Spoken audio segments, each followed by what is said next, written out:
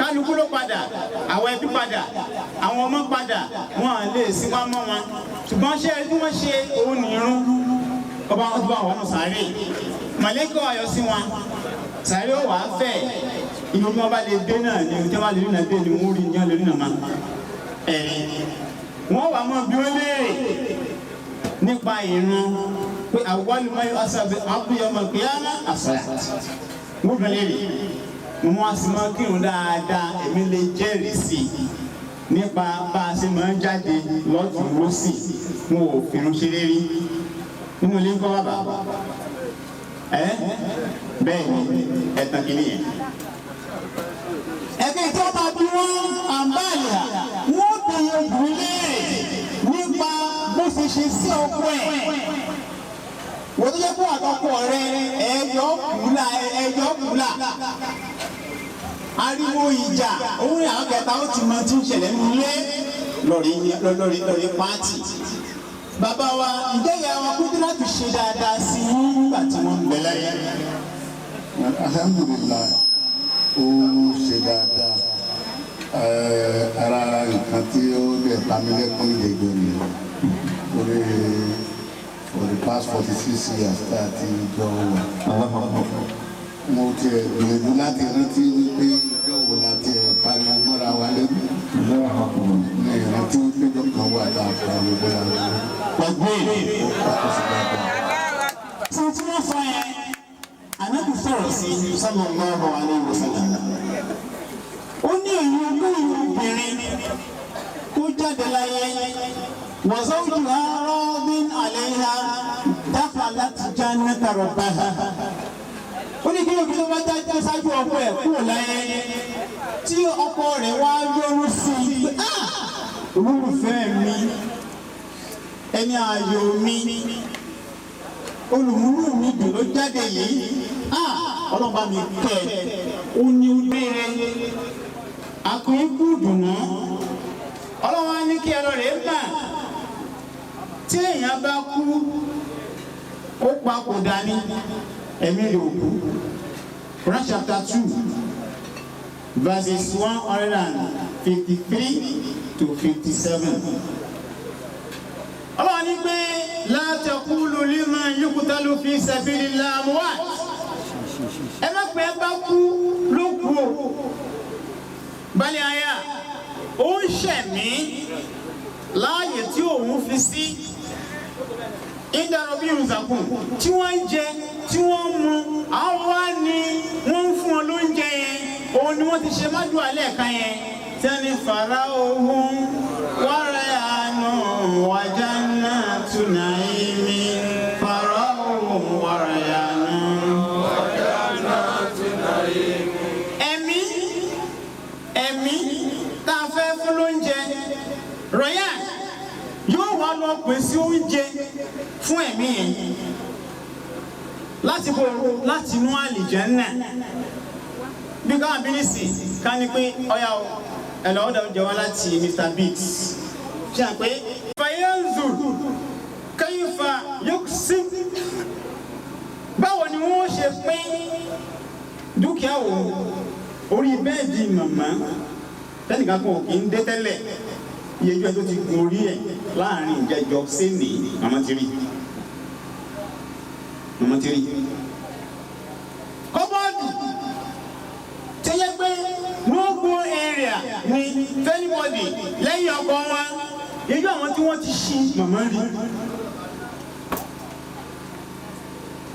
màmá máa wò bẹ́ẹ̀ láàrin oṣù kan àkọ́kọ́ wà kí n fa the yóò bóò ni wọ́n ṣe fẹ́ san gbèsè tí ń bẹ lọ́rùn òun màmá ìjọ ọmọ retí nìyẹn o fẹ́ kú ta ni ó ṣáájú san gbèsè tí mo jẹ torí pé Ànábì Muhammad ó ní òkú òní lálìjẹ́ náà wọ̀ tó bá jẹ gbèsè wọn ní sẹ́gbà jẹ́ nàlẹ́ fún rẹ̀ níbẹ̀ tí màmá bá ní nǹkan kọ̀ọ̀kan èjì lọ́dọ̀ ẹnìkan tó yẹ kó fún ara tí ò ní wà fún nìyẹn tójú máa pé bóyá wọ́n ń ṣe ẹgbẹ́ kan àbí wọ́n ní bóyá àwọn retirees ni bóyá kìnnìkan ni ó ní kankan tí wọ́n ń san bẹ́ẹ̀ tó jẹ́ pé tí wọ́n bá ṣe láàrin ara wọn máa ń kó fúnra wọn wá gbà of recent wọn àdẹ̀ tí complete nǹkan yẹn you have to pay it off. bẹ́ẹ̀ nínú ẹgbẹ́ ìlú Islam tí wọ́n wà ní Ansar-u-Deen wọ́n ní ìwọ̀ kan tí a máa pé níbẹ̀ nígbà tí wọ́n ń bẹ láyé you must ask for it. tẹ́ ṣojú wọn bí èfẹ́ wọn sí fún ọkọ láàrin wọn. ẹ̀rí lẹ́yìn oṣù kan yẹn yóò padà sí ibi tá a sin wọ́n sí ibi sàárè yẹn. fọyánzùr yóò mọ wá wò yí pé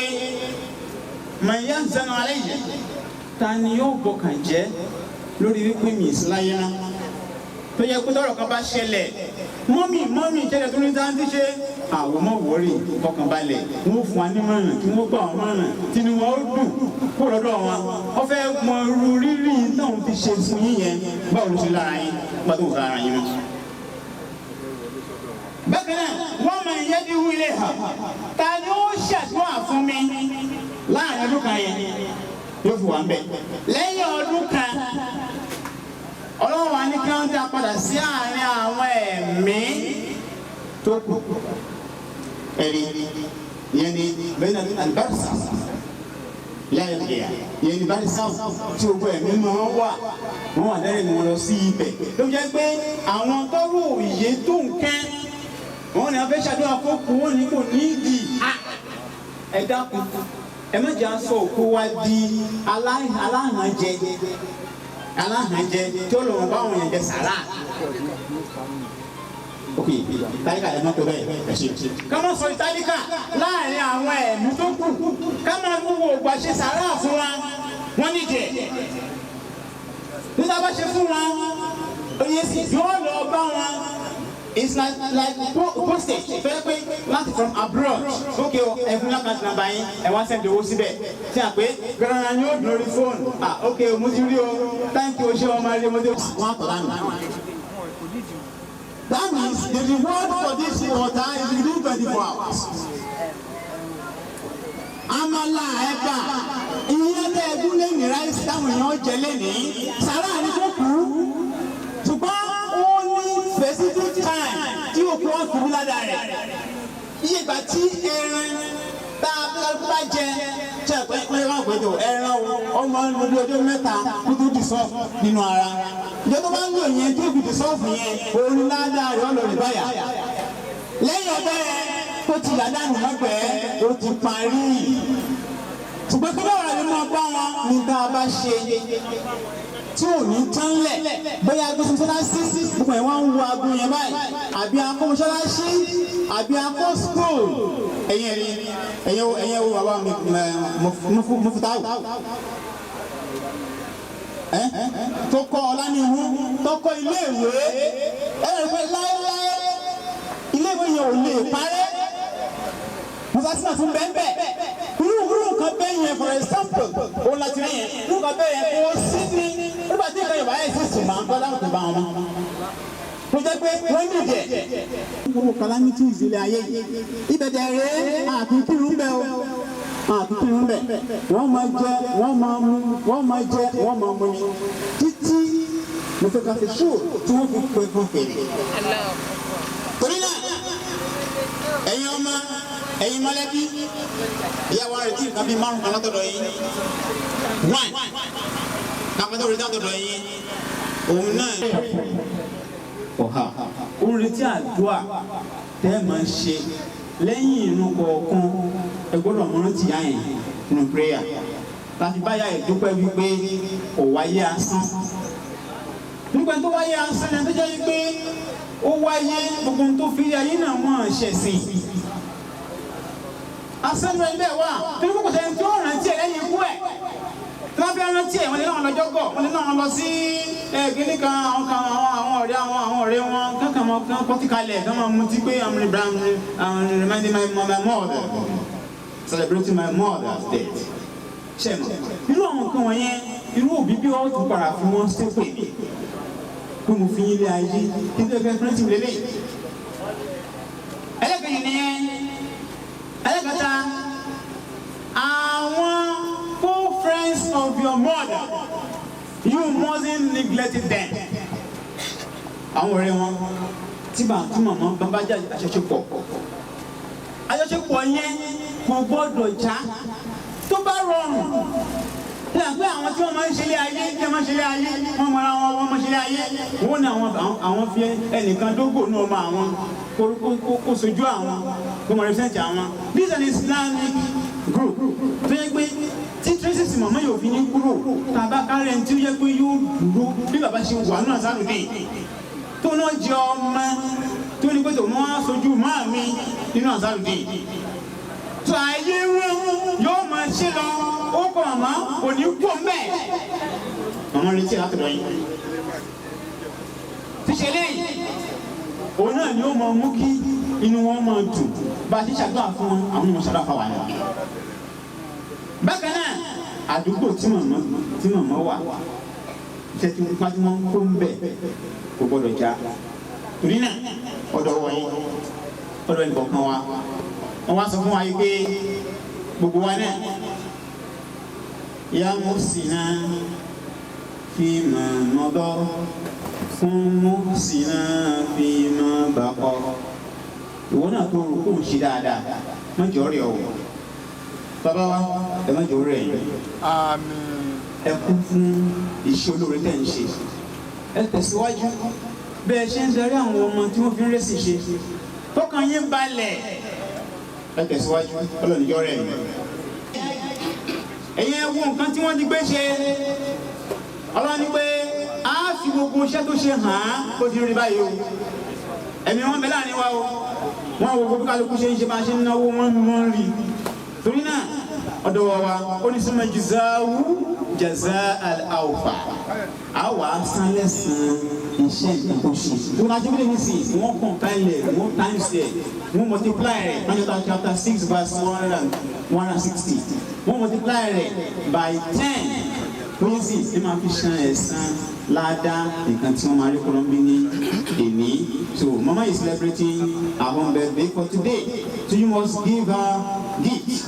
You must give her gift. Gbogbo àwọn kíkà ń fún wa yẹn òní máa kó dání torí náà kọ́lọ́ kó ṣe àṣọ wa kó yẹ kí ó jìnnà síra kọ́lá kún fáyà kún. akúlù máa tẹ̀sí máa wọn wọ́n sàlámù alaykum wa rahmatulahi wa barakatuh. Wa alaykum salaam wa rahmatulahi. Tẹ̀bí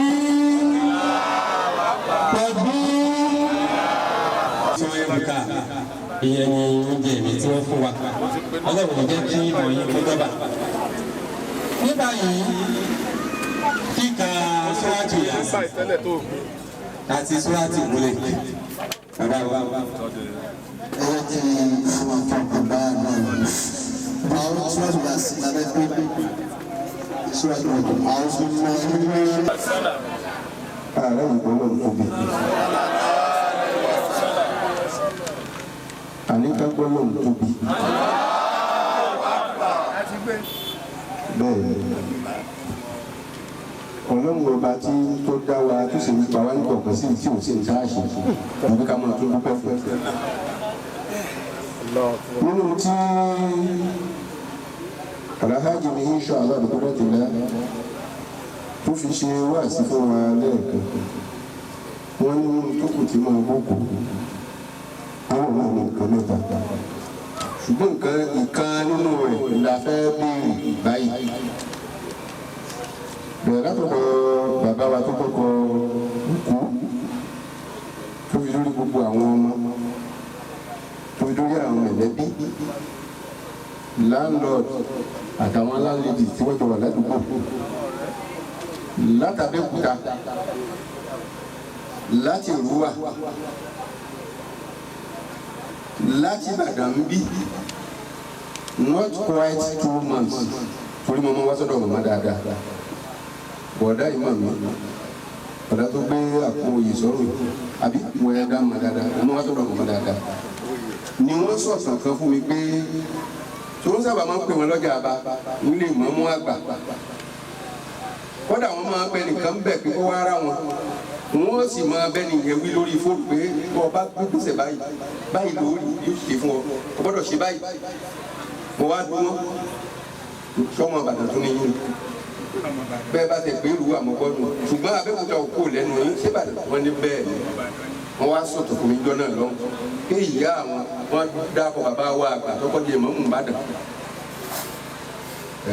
ẹnu mi ò gbà láti dákọ̀ wọn kò tún gbọ́ láti lọ. ipa bẹ́ẹ̀ ló jẹ́ kí ìmọ̀ọ́mù àgbà wá níjẹ̀ ìjọ tá a sì wọ́n tó gbà wọn náà wá tó wá sí òkú wọn. lórí pa bẹ́ẹ̀ ìmọ̀ọ́mù àgbà náà tó wà mí lẹ́nu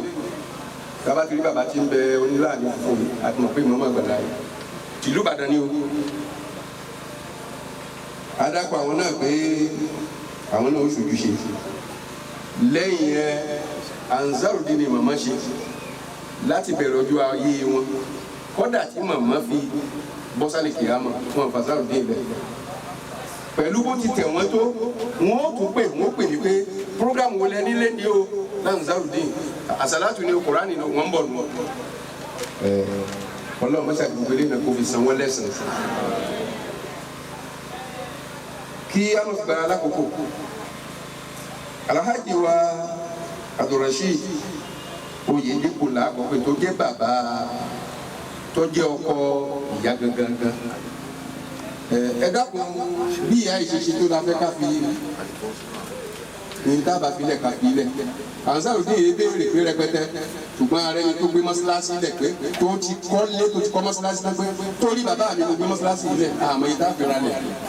àmọ́ yìí tá a fi mọ́ṣáláṣí ká ń lò lókè àdé ní òkè bọ́lá ní wọ́n pẹ̀lú kọ́ 7 days tí wọ́n bá fẹ́ra lẹ̀ bẹ̀ lẹ́nu irú ilẹ̀ yẹn tó ti kọ́ mọ́ṣáláṣí yẹn kì í ṣe kọ́ mọ́tò 20 million wọ́n tún wá kọ́ bìfítínì mosque àti ilẹ̀ àti mọ́ṣáláṣí wọ́n gbé bá Ansar-u-Deen tó bá jẹ́ bẹ́ẹ̀ lẹ́yìn náà fẹ́ ṣe Ansar-u-Deen ṣe tán láti gbà ọ́ ẹ̀sùn la fi ń sọ fún yín ká mọ̀ fi abirùn kan lẹ̀ fẹ́fẹ́ fún kan lẹ̀ afẹ́ntí bàbá àti ìyá yọ ọmọ dùnú gẹ́gẹ́ bí mọ́mú ṣe ṣe wá sílẹ̀ kan bàbá ẹ̀yin la kọ́ pé o ẹ̀yin la kọ́ pé so ẹ̀yin la kọ́ àfẹ́ pẹ̀lú ní ẹ̀yin la kọ́ pé tẹ̀lé àlìjẹ́ náà lẹ̀ fún ìyàwó yín. rí mi ní sọ̀rọ̀ òkè jẹun o olórin jẹ Alhaja K.A. Oyedepo fún aláìdí àwọn. ẹwà èrò Alhaji wa adọwasi Alhaja K.A. bí òun ò yé ìṣara rẹ gbẹkiri bí bá ti fúnra wọn sílẹ̀ ó ti lè wọ́n fúnra wọn.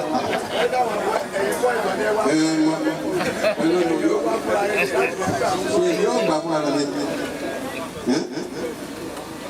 wọ́n dìde fúnra wọn ni bàbá la kí bàbá jókòó bá ń bọ̀ làbọ̀. olórí lọ́wọ́ lọ́wọ́ lọ́wọ́ kamara wa.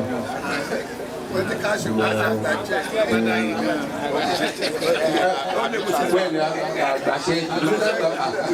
Ansar-u-Deen àrùn gbogbo ìmọ̀ra wọn. Adọ̀rọ̀ wá sí ìrẹ́lọ̀rọ̀ kan. Òfìdí ń lọ òbúrú. Saheed Oyedepo Saheed Oyedepo ẹ̀rí ni. Ọkọ ni àbúrò màmá. Torí wọn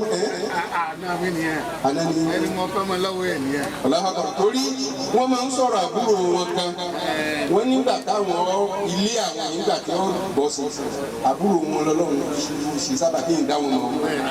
táwọn náà tó ní bí wọ́n ti ròyìn wọn yẹ ká bá bẹ́ẹ̀ lẹ́nu wọ́n sábà pé ìdáyé wọn tí mo fi ń sọ̀tàn ní ìsìn ìtàn mọ̀ ń pa wọn. Alájí sẹ́ẹ̀rì ẹ mọ fẹ́ gbà lọ́wọ́ ẹ̀dúró owó talẹ́wọ́ làbí ọ̀pọ̀. ẹ̀yin náà mo sọ ẹ̀jẹ̀ bọ́ọ̀tà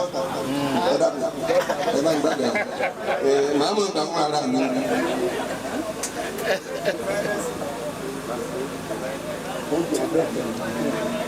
Wọ́n máa ń pè wọ́n lórúkọ lóòótọ́ nígbà tí mo wá bí kẹ́yìn tí mo pé àní padà ríra mọ́ tí mo wá bí kẹ́yìn mo bá bí ayo wọ́n ń gbà ń dá pàkúrò wọn ní OGM wọ́n ṣe mi ìmọ̀ mi ní mi ìmọ̀ Alhaja ó sì yẹ kí o mọ̀ ó yẹ o mọ̀ o ìmọ̀ ọlọ́kadà pé bàtà wà ní àná ẹ̀rí ẹ má tún kà ẹ má tún wà ní bó ti ẹ̀ jẹ́ pé àbúrò lọ jẹ́ fàlàjà ṣùgbọ́n ńgbà tí mò ń dọ́gbọ́n ní jọkìnní àná. tẹ̀ ń dọ́gbọ́n tẹ̀ ń gbẹ́ ìkìlẹ̀ gba kìnní. ẹni tí pálọ̀ ẹni máa kọ́kọ́ jókòó. ọ̀tọ̀ ní tẹ̀ ń gbọ́ ọ̀tọ̀ ní tẹ̀ tọ̀. aláhàkọ̀ kabira wọ́n bù wá ní wọ́n bù wá ẹ bá ń bá lọ́dún tó bù. lẹ́yìn yẹn ikú ò ní pa yín ní ìsìn o ẹ̀yin náà ó kún lẹ́nu èrò. lẹ́yìn yẹn Alhaji wa Abdulwasi gbẹ̀rún ní ìdáhùn mọ̀ gbogbo wọn náà ló ń sọ̀rọ̀ wọn nígbà kan wà láyé súnmọ́ bí láyé láyé láyé tẹ́ ẹ̀ pé mo gbé ogm kọ́ ló pè ní ìsìn tẹ́ ẹ̀ pé ẹ̀sìn bẹ́ẹ̀ wọ́n sọ fún mi kò tí ì kó fún méjì Alhaji wa Alhaja wa Giwa Alhaja wa àmọ́ wa wọ́n lẹ́gbọ̀n lè jẹ́ lágbára lọ́wọ́ ọlọ́run kò tí ì tó nǹkan ẹ̀yin náà wà ní kájúkú o ọmọ yìí kò ní lọ́wọ́ ju yín lọ ẹ ṣàmì àdúrà lọ́kọ̀ kọ̀ọ̀kọ̀dúrà. Alhaja wa lọ́la Mrs. Ahmed kò sí ntọ́lọ́hún lè ṣe wá wà ní. ẹni wọn bí lé. mò ń bọ̀ ntọ́lọ́hún lè ṣe wá wà ní. lẹ́nu ọjọ́ mẹ́ta yìí kò tí ì pé 20 days la gbọ́ pé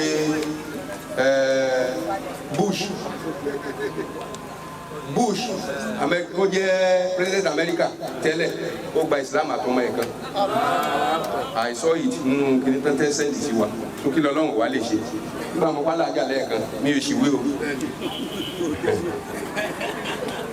Alhaja wa inshallah ìyá Amadu lọ́kọ̀ kabira wọ́n ní dọ́là ní kẹfì lẹ̀. Oyedepo wọ́n ní pé alias Anjorin bíi pé ó rà pé Central Bank làwọn wà ní ṣe àtìmọ́tò ó yẹ kó wọ́n ìgbà yìí ó yẹ kó gbígbà yẹn rí lóko ọlọ́run ṣé ẹ rí pé bàbá yọ̀nà fi sọ tí wọ́n sọ báyìí fábùrù mọ́ èrò lóòótọ́ lẹ́ mọ̀ ṣùgbọ́n mo fábùrù òun ìṣèlú sí. Aláwọ̀ ẹ bá mi kúlẹ̀ aláwọ̀ gbé bisimilayi rahman rahim kúrò aláwọ̀ àdàlà sọ làbíyàrí ni mo làm yóò láyé wà làbíyà kúlẹ̀ fún mi. Bí a ti tó ẹ dákun yìí tó yẹ kó gbà wájú náà láti síwájú wọ́n ní láti ìlú wa gbogbo àwọn tó bá wá láti ìlú ẹ̀ dákun tó tọ̀ lọ́wọ́ torí wọ́n ní ìlú wà lọ́kọ̀ Ẹ̀gbá wọ́n sọ bẹ́ẹ̀ ni ìlú wà lọ́kọ̀ Ẹ̀gbá ẹ dákun tó bá jẹ́ láti ìlú wà lẹ́ ti wá bàbá wa tó wà ní ìjẹun pé obìnrin lẹ́yìn lọ́wọ́ ẹ̀ lẹ́ẹ̀kan gbẹ̀rù family láti ìlú wà òkè gbẹ̀rù family là ń béèrè ní ìsìn gbẹ̀rù family ẹ dákun tẹ́ bá wà bí lọ́wọ́ kan náà ní kẹ́ ẹ jẹ́ àdìde Ansar-u-Deen ìṣàtúntò nu ẹ dákun gbẹ̀rù family láti Abẹ́òkúta àbí ìgbà mo ti rí ìyàwó ọmọ kan Abẹ́òkúta ni èyí ń dájú.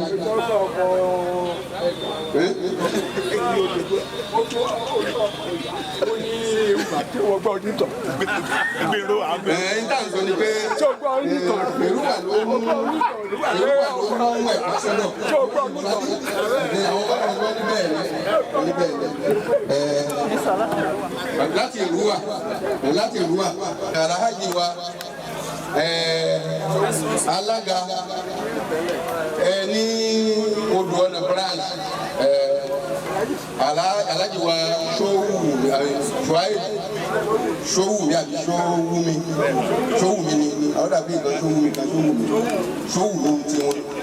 torí tẹ́ bá ti ń gbọ́ só Abẹ́òkúta lónìí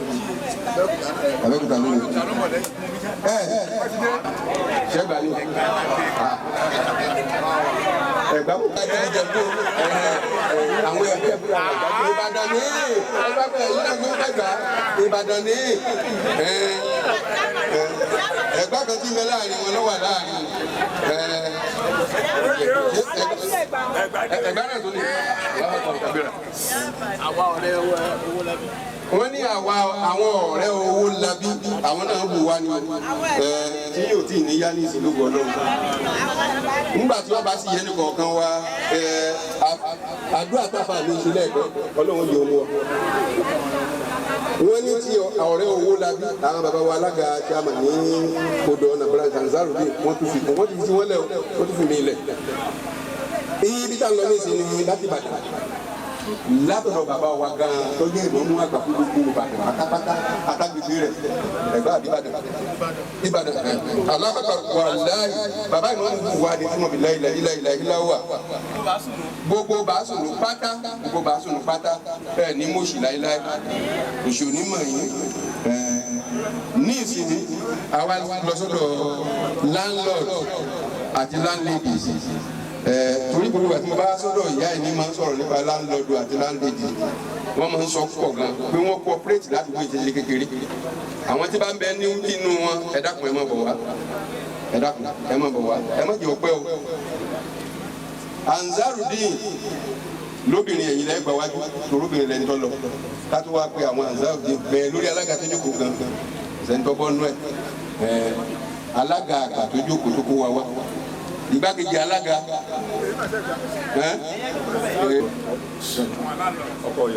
ọkọ ìyàwó ni ní ìjọ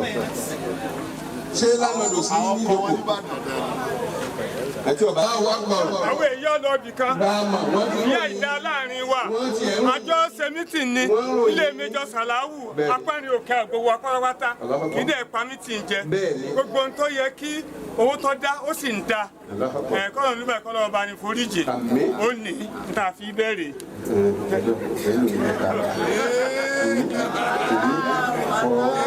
ṣẹ́gbẹ́ ààrẹ dá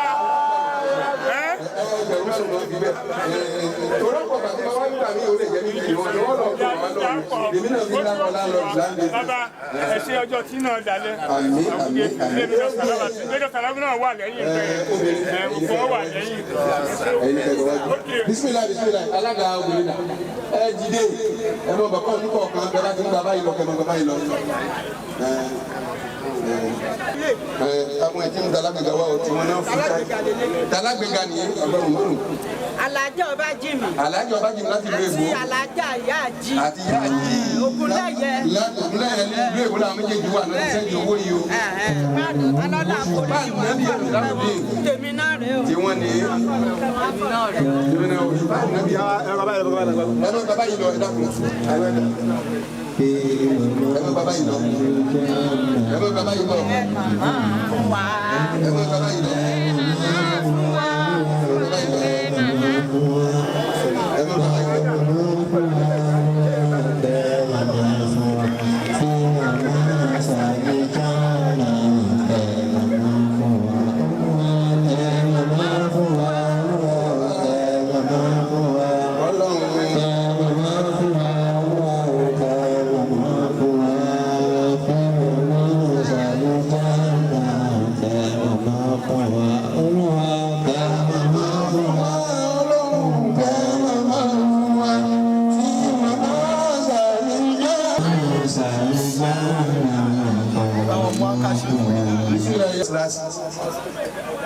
bí wọn bá síbẹ̀ wọn fi ránṣẹ́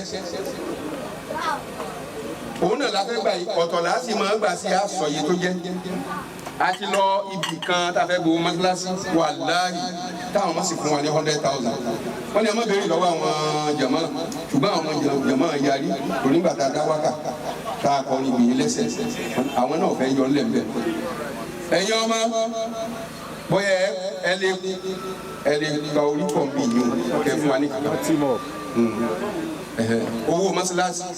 afẹ́kọ́lówó kọ gbogbo ń jí abáṣìgbà àtún ànánsì ẹ̀ tẹ́ ẹ gbọ́ tọ́ba ránmú tẹ́ ẹ pàdé owó mọ́sálásí ọ̀tọ̀ ni mọ́sálásí bíi mẹ́ta là ń bá lọ lọ́wọ́lọ́wọ́ bọ́yì tá à ń kọ́ lọ ṣé wọn lọ fẹ́ sọ̀rọ̀ lórí owó mọ́sálásí ẹ ti sí lẹ́nu kí ẹ tún mọ̀ pé ń béèrè tẹ́lẹ̀ ni wá sọlá alábẹ̀lẹ̀ kàlẹ́ bàbá yìí fẹ́ ọfẹ́ fọ̀bẹ yìí ọwá ní nǹkan kan àwọn tí àwọn ọmọ wájú báwọn ọmọ yìí bá fi ẹ̀sà lè padà dọ́mọ yìí ní bàbá àá bèrè owó mọ́sálásí lọ́wọ́ yín ọ̀ya announcement. Salamu alaikum warahmatullahi wabarakatuh. Wa alaikum salam warahmatullahi wabarakatuh. Akimu nìkan ni nǹkan kí gbogbo èèyàn ọmọ. Àbẹ́ ẹ̀kọ́ gbogbo èèyàn ọ̀dọ́ mi lẹ́tí ṣe wọ̀límọ̀. But on behalf of the children of Alhaja K.A, we donate this envelope for envelope abo. Well, this money for the mosque, Ansar-u-Deen mosque. So ẹ mọ tìjú ẹ ọmọ yẹ ẹyin tó ọmọ yẹ nu yẹ sọ afẹ́kí gba yín bọ́ ní òtòbí sísíà. 10,000 naira. Àtẹ̀bíir ìsbákọ̀ bí n ti nǹkan lálẹ́ ṣe wàláhì nǹkan lálẹ́ ṣe súnmọ́ bí la àti tá a bá tún bẹ̀ ládùúgbò àyìn ọmọ ní òní máa gbà àti tá a bá tún bẹ̀ ọlọ́run ní máa mú ìmọ̀lẹ̀ bá ìyá mi ọwà ní tá a fẹ́ nù ẹ̀yin aláàjì ẹ̀yin ló kàn owó mọ́sálásí torí ibi ẹbí no ẹ gbọ́ àwọn náà kọ́ débi tó lè wọn àti ìdáwọ́ ń bẹ̀ tó tọ́ba dé mọ́sálásí ní ìsìn ó yàtọ̀ síbẹ̀ tìbí sí lẹ́yìn náà rí bẹ́ẹ̀ ó yàtọ̀ bẹ́ẹ̀ tìbí sí kẹ́ẹ̀ làwọn ọmọ yín fi lẹ̀ o ó yẹ kí baba ju ọmọ náà lọ́nà bó ṣe 1 naira lọ́nà bó ṣe 1 naira. ṣe ẹ mọ̀ nípa àwọn pọ̀ jù mí lọ. wọ́n pọ̀ wọ́n pẹ́ àwọn ibi. èmi ìtọ́lẹ̀ kan àwọn náà ti di lẹ̀ o. lọ́dọ̀ àwọn bàbá wa ó jẹ mọ́sálásí ẹ̀yin tí ọjà bẹ̀rẹ̀ lọ gbogbo wa tá a bá bẹ̀rẹ̀ mọ́sálásí màá ń bọ̀ níbi ìlú màá ń bọ̀ níbi ìlú ẹ̀dá à ń bọ̀ níbi ìlú à ń bọ̀ níbi ìlú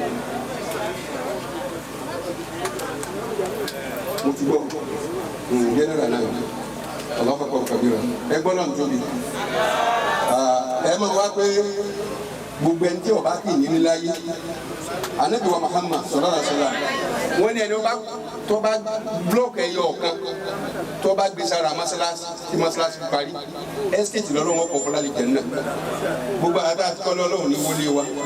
àwọn tí ń gbòǹgbẹ́ pé àwọn fẹ́ kọ́lé láyé ọlọ́run wọn kọ̀ fún wọn pẹ̀lú rọrùn wọn ó sì gbé bẹ́ẹ̀ pẹ́pẹ́pẹ́ mọ́jọ́kọ́ mẹ́wọ̀n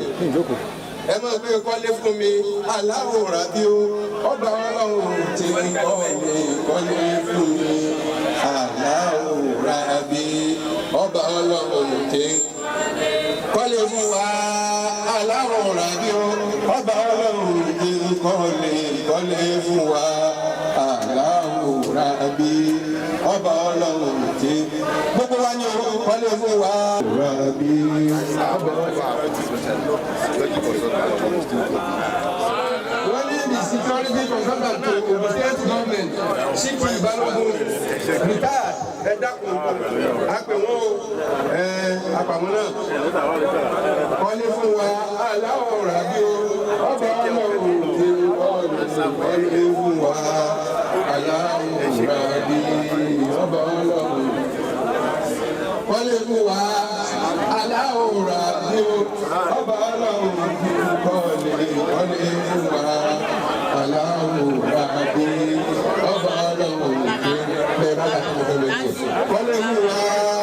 aláwọ̀ ràbí o ọba ọlọ́run ti kọ́lé fún wa aláwọ̀ ràbí ọba ọlọ́run ti kọ́lé fún wa aláwọ̀ ràbí o ọba ọlọ́run ti kọ́lé fún wa aláwọ̀ ràbí ọba ọlọ́run ti kọ́lé fún mi aláwọ̀. lọ́gbà lọ́wọ́ wọ́n ní owó eléyìí gbẹ̀rún fábílì ó dàbí àwọn gbẹ̀rún náà ti wá bílẹ̀ kan wọ́n tó bu wá. owó mọ́sálásí ẹ̀ka akọ̀ ọ̀bọ̀ owó mọ́sálásí ẹ̀ka akọ̀ ọ̀bọ̀ owó mọ́sálásí. fún wa aláwòrán bí ọgbà rẹ̀. kọ̀tí ẹ̀sán àlìjẹ́nà tó burú ìdẹ̀ra gbogbo rẹ̀ torí nígbà tí wọ́n ròyìn àlìjẹ́nà wọ́n lè tó kéré jù lálìjẹ́nà tọ́dà bíi tọ́lẹ́ẹ̀tì àlìjẹ́nà bó ti gbé ayé àgbẹ̀ ńbẹ̀ káfíńlápù ju mi tọ́dà bíi tọ́lẹ́ẹ̀tì wọ́n ní gbogbo tá a bá kó dáa láyé wọ́n ní kọ̀ dáa tó. olótùmọ̀ sí pé àlìjẹ́nà la bá gbé ọ̀rọ̀ àlìjẹ́nà onídẹ̀ra èwo ti dé tí ẹ bá ti wà àlìjẹ́nà ó ti wà àlìjẹ́nà náà nù ọlọ́mọdé awọ náà o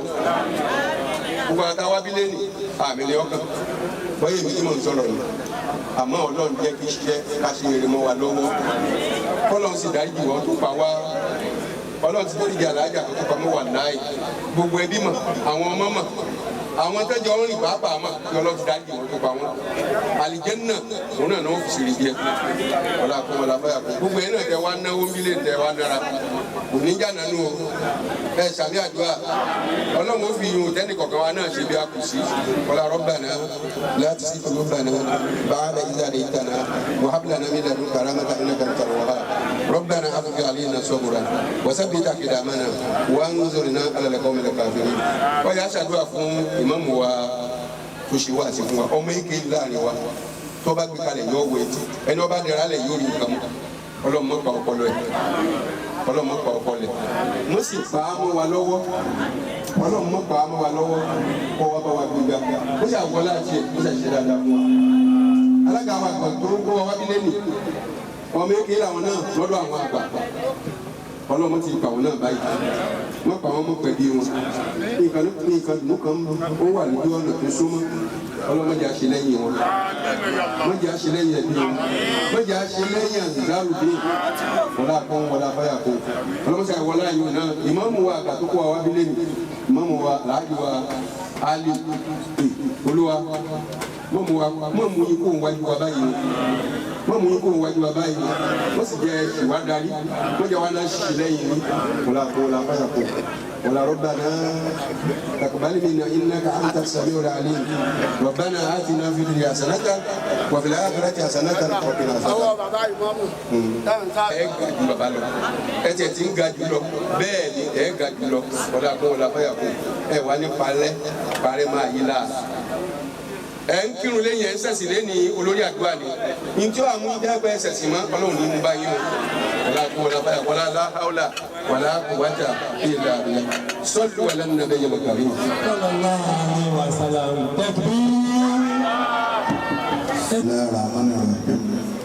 alhamdulillah rabbil alamin arrahmanir rahim maliki yawmiddin iyyaka na'budu wa iyyaka nasta'in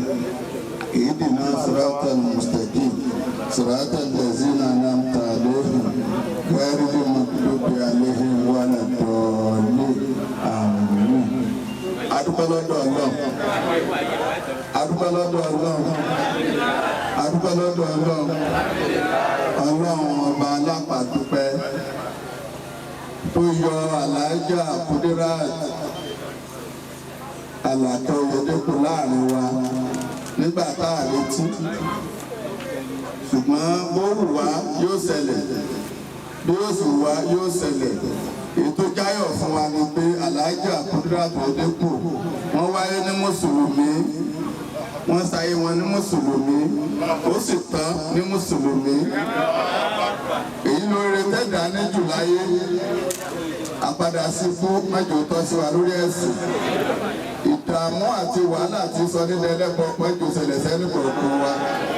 ìyá wa náà ọlọ́mọba kẹ́ wọn ọlọ́mọba gẹ̀ wọn níjẹ̀jọ tọmọ pè mí pé ó ti ṣẹlẹ̀ àsìkò yẹn ọjọ́ ṣẹlẹ̀ àsìkò yẹn là ń ránṣẹ́ sí àwọn èèyàn ẹ̀rìn bẹ́ẹ̀ àwọn ìyá wọ̀nyí àwọn ni wọ́n lọ tí wọ́n ní láti lọ sí usage àìtúndúpẹ́ lọ́wọ́ Rasheedat Oyedepo ní Oyedepo ọmọ dáadáa tó ṣojú dáadáa tí àyà rẹ̀ ò já tẹ́rù bá tó fi wà mẹ́tẹ́ ń ṣètọ́jú màmá ẹ̀ torí àwọn àbá ní n tó dára jù tóbi bá kú ní kọ́mọ rẹ̀ kó ṣètò ẹ̀ tàbọ̀ ọkọ tó ní tó bá yẹ ṣe pé ọkọ náà ní kíyàwó ṣètò ẹ̀ ó kà ṣe kókò rọrùn fóbìnrin púpọ̀ ọkọ rẹ̀ ó kú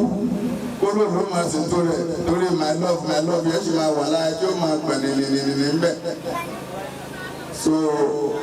Alhaja wa dáadáa wọ́n ṣe lọ dáadáa èyí tó rí fẹ́ni kọ̀ọ̀kan wa àtúwáríwájú àwọn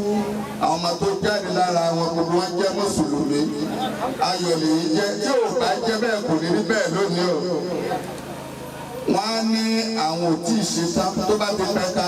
àwọn ọmọ yóò wọ́n láwọn ò tí ì ṣe tán àwọn ò dájọ́ tó gbọ̀n náà ni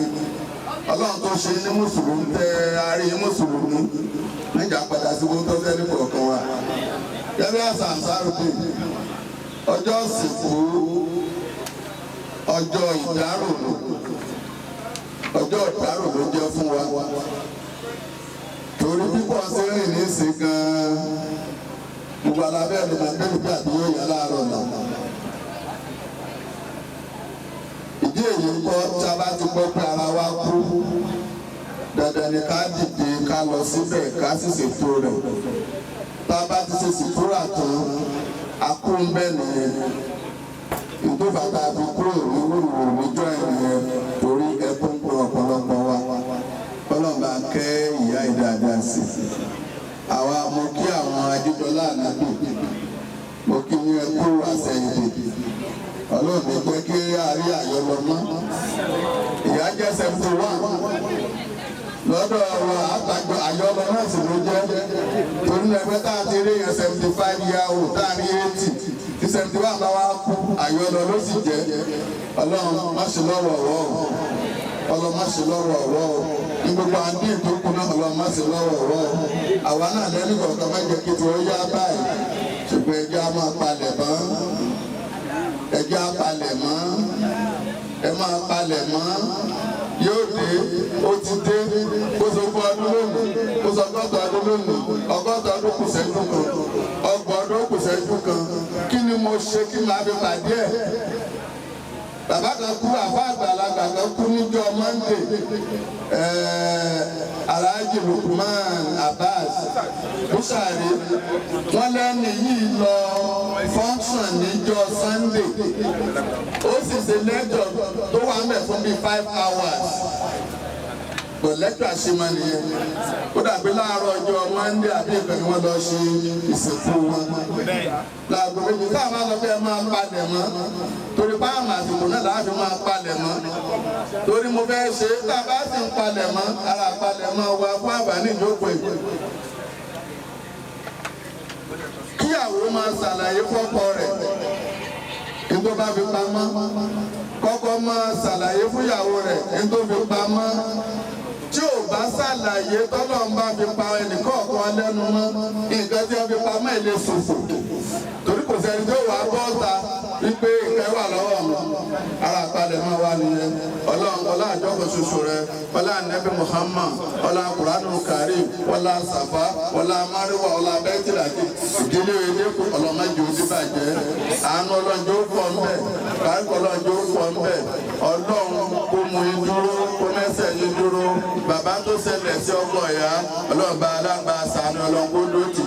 àánú ọlọ́njọ́ pọ̀ sí fún yín gbogbo ọmọ ẹjọ́jọ́ máa bá kàlà ẹ̀la ìdílé Oyedepo ìdílé ẹni kọ̀ọ̀kan ọlọ́mọdé òdì bàjẹ́ ṣùgbọ́n àná kíkà rọ́bìnì sáájà àmẹ́yà ṣòfò asàlámù aláàbùsọ̀lù alhamdulilayi rọ́bìnì àmọ́. adéwọlé restaurant ti ní Oyedepo mo fi owó rẹ sílẹ̀ kọ́nà ọdún àkókò àdárí ní Àlàjá kí wọ́n yí fún ọkọ̀ mi sí kọ́nà jẹ́kọ̀ dà mo dẹ̀ fi ilé sílẹ̀ náà èyí tó lọ́ fi sílẹ̀ àtọ́mọ àtọ́kọ́ kọ́nà wọn yọ̀ kó ní ọdún òkú bàjẹ́ sọ́nà fara rẹ̀ sórí kẹ́lẹ́. adúgbò ní ọ̀rọ̀ ọba alhamdulillah atọ̀rọ̀ ìkẹ́ẹ̀tìkẹ́ fún aṣíwájú ẹ̀dá anábìwá Muhammad àtàwọn aráalé àtàwọn sọ̀hábẹ̀ àti gbogbo àwọn mùsùlùmí tí ó fi dọ́gbọ́n gbòógè ìkọlọ́wà kí ó kẹ́ gbogbo wa adúgbò ní ọ̀rọ̀ gbogbo wa láti orí bàbá mi Alhaji Abdulrasheed ọlásùnkànmí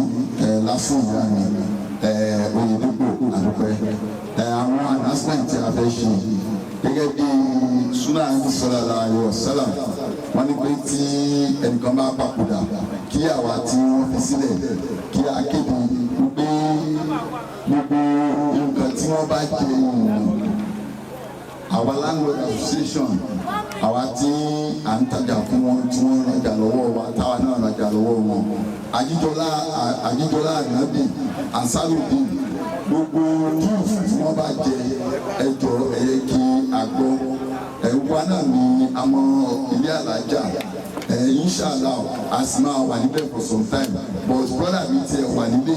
so yẹ kí a get in touch if there is any deal that is still outstanding against Alhaja Kudirat Alake Odúrópẹ̀sí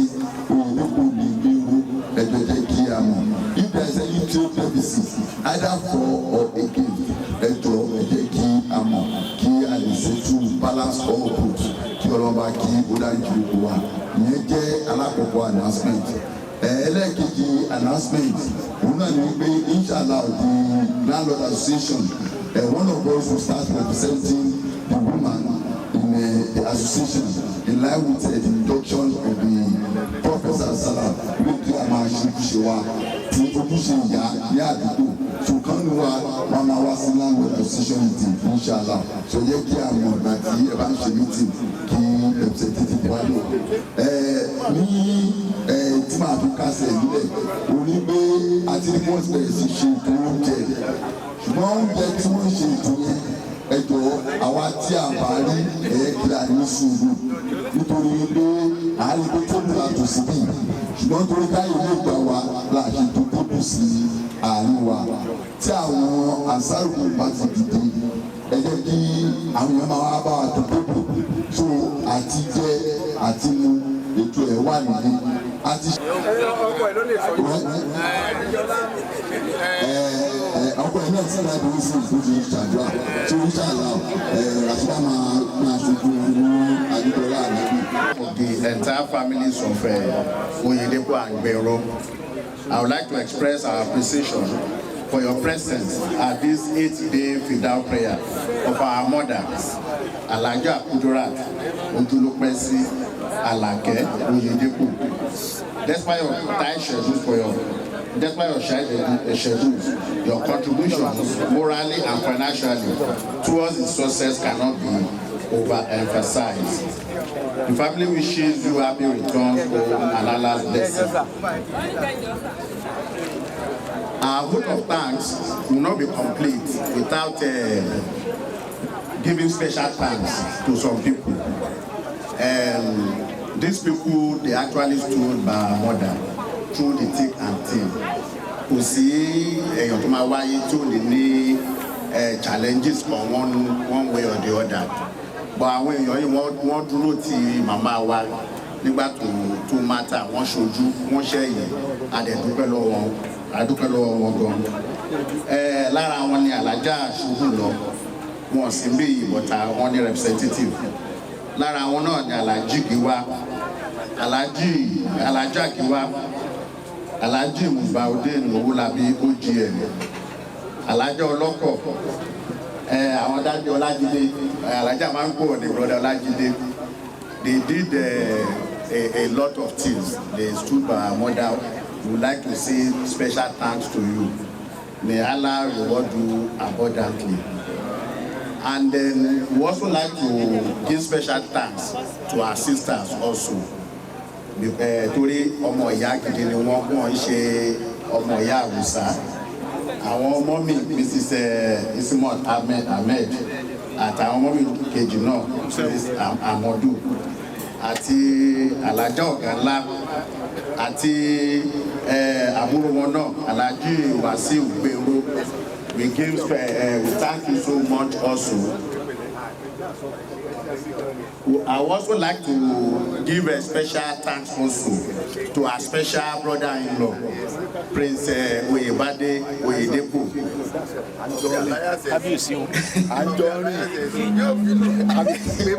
A.K.A. Ansar-u-Deen. And to give special thanks also to Alhaji F.S. Ladapo and Reverend Adekbeju also. We also like to give special thanks to all the imams, alfas, and other members of the family at Isaleusi.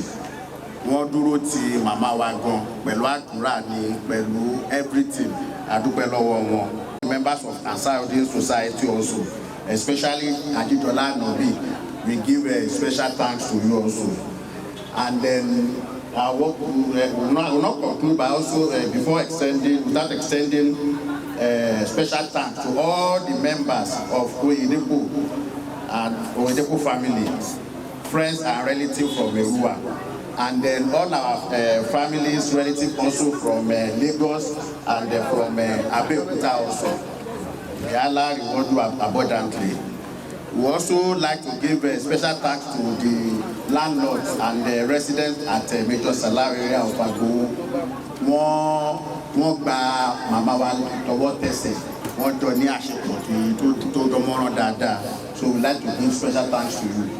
We give special thanks to the members of NASFAT also. So may Allah reward you abundantly. Jazakumullah khairan. 160 naira. 32,160 naira. Láyé lówó mọ́ṣáláṣí bí a ti máa ń ṣe ní gbogbo ìṣe àbádọ́ nìyẹn. Ẹ jẹ́ ká dìde dúró fún àdúrà. As-salatu was-salam ala rasulillah wa ala alihi wa sahbihi ajma'in. Walhamdulillah wa la ilaha illallah. Allahu akbar, Allahu akbar, Allahu akbar. Wala quwwata illa billahil aliyyil azim. ربنا لا تزغ قلوبنا بعد إذ هديتنا وهب لنا من لدنك رحمة إنك أنت الوهاب ربنا افرج علينا صبرا وثبت أقدامنا وانصرنا على القوم الكافرين Olúwa Ọlọ́run ọba dídára ọba àṣeyọ̀wò tí ọ̀sẹ̀ ní tí ó bí tó ètò rẹ̀ nìyí ọ̀dàrú oníwàlàkọ́jà àlùmọ́nà àlùmọ́sítákìlì mẹ́rin mẹ́rin wàlàkọ́jà àlùmọ́nà àlùmọ́sítákìlì náà wọlọmọdé tó kọ pèsè ọlọ nínú òbí àtọmọ wọlọmọdé tó kọ pèsè ọlọ nínú ayé àtọkọ àti bẹ́ẹ̀ bẹ́ẹ̀ lọ ẹnìkan kò lè bọ̀ ntu tó àgbà gẹ́gẹ́ bó ṣe ká gbà àtúndúgbẹ́ náà ni torí pé màmá wa Alhaja Kudirat Ọlọ́run ló ní kọ́ wá sáyé látàrí dáadáa ó sì lè gbèsè ayé látàrí dáadáa ó dà Ọlọ́run tó kún dáadáa fún sílẹ̀ lọ́kùnrin àti lóbìnrin ó fi hàn pé tó gẹ́gẹ́ bí wọ́n ṣe sọ fún wa Alhaja òkúrò pàdé ẹ̀mí rẹ̀ ń bẹ láì Ọlọ́run dákun mọ́sàbàdì fún yìí níwájú rẹ̀ tó kọjú sí Ọlọ́run tí ó máa dáa fún àwa náà lẹ́yìn tó fi sílẹ̀ bẹ̀rẹ̀ lórí ọkọ rẹ̀ tó fi sáyé àwọn ọmọ tó fi sáyé àwọn ẹbí tó fi sáyé àwọn ará ọ̀rẹ́ tó fi sáyé àti bẹ́ẹ̀ bẹ́ẹ̀ lọ ní ìdílé kejì àti kejì ṣé tó fi sáyé Ọlọ́run dákun mọ́sàbàdì ó tì yìí dákun ikú màmá wa Alhaja Kudirat Ọlọ́run mọ̀sẹ̀ ní tẹ̀lé Ọlọ́run ní kọ́ ló jìnnà síra wọn títí tẹ lórí àwọn ẹgbẹ́ rẹ̀ Ajíbọ́lá àgbàdo ní Ansar-u-Deen ògàdó branch sábà wọn lọ afọ títorí rẹ lọ èyí tó ṣẹlẹ̀ yá àbámára lápò Ọlọ́run àtẹ̀yìnkú Ọlọ́run bá kọ́ ìjà ìmọ̀ lápò Ọlọ́run yára lọ pẹ̀lú àwọn alágbàdélẹ̀ títí tẹ lórí àwọn bàbá wa láti ilé ńlá lọ́hùn ní ìsàlẹ̀sì bàbá wa ìgbàmọ̀ àgbà tó Ọlọ́run dákun mọ́sà ló tì í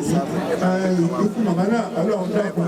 má ṣe tẹ̀lé láàrin wa Ọlọ́run lọ gbogbo ẹ̀yin ọmọ pátápátá Ọlọ́run kó dúró tì í gbogbo ibi tẹ́ ẹ bá ń lọ ibi tẹ́ ẹ bá ń dé ibi tẹ́ ẹ bá ń wà Ọlọ́run kó dákun kó máa wà pẹ̀lú yín dákun Ọlọ́run ya èdè òyìnbó ọ̀rọ̀ yọ̀rọ̀ Ọlọ́run méjì ọ̀bẹ̀rẹ̀ láàrin yín Ọlọ́run jẹ́ máa gbọ́ra yín yé ẹ̀yin màmá náà Ọlọ́run jẹ́ ọ̀dà fún yín aláàánú ìwọ Muhammad ìwà ká gbogbo ìwà àtọ̀wá lọ́kùnrin àti lóbìnrin Ọlọ́run sàn wálé sàn lẹ́wọ̀ aláàánú àwọn àtúkà lè ṣe ẹnjọ́ gbalẹ̀ lọ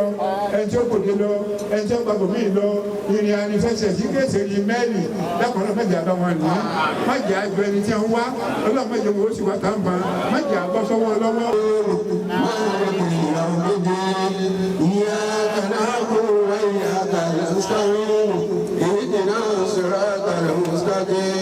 صراط الذين أنعمت عليهم غير المغضوب عليهم ولا الضالين آمين آمين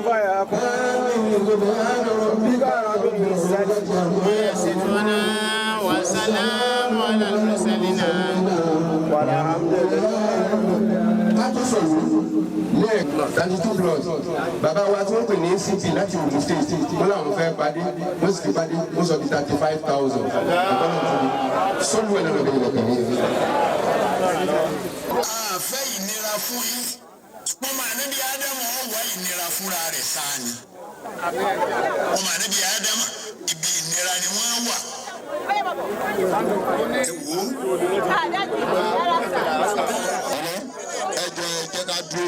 Ọlọ́run ẹjọ́ ọba tábà tí ìwọ ìgbẹ́ jẹ́ ká dúró jẹun wọ́n máa gbé tébù síwájú wá sí ẹ ká dúró jẹun ẹjọ́ ẹ ṣe jẹun ní ìzákúnlá ṣáírà. ọmọ ìyẹ̀gbẹ̀gbọ́ rẹ wo ẹ̀yìn ẹ̀fúnpá wò ṣe ìfúnpá mi tó fún àbí òfún ìfúnpá kọ́ lọ yẹ kọ́ yẹ̀ wọ́n ìfúnpá fún ọ kò fún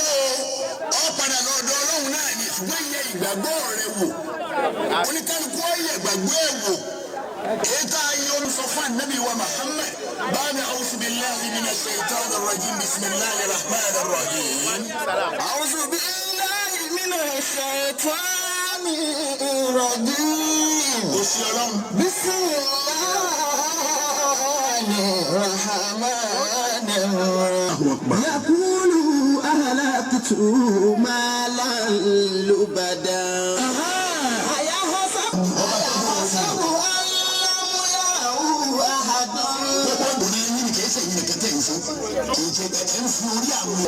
wàhálà náà lè kù sí lẹ́yìn.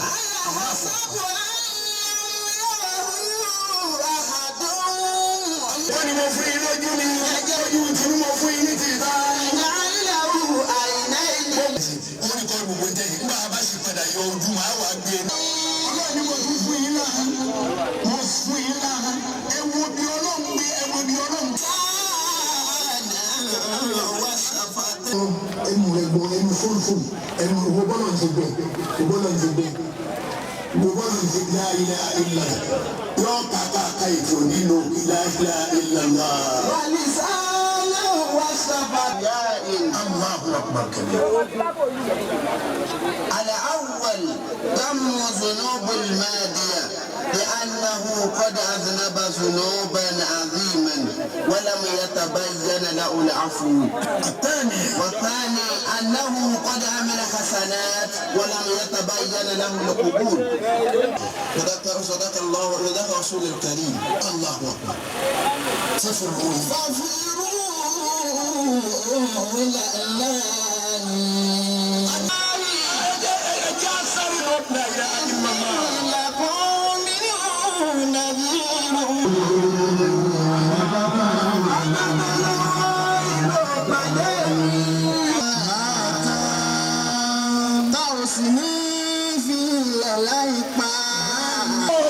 Bye.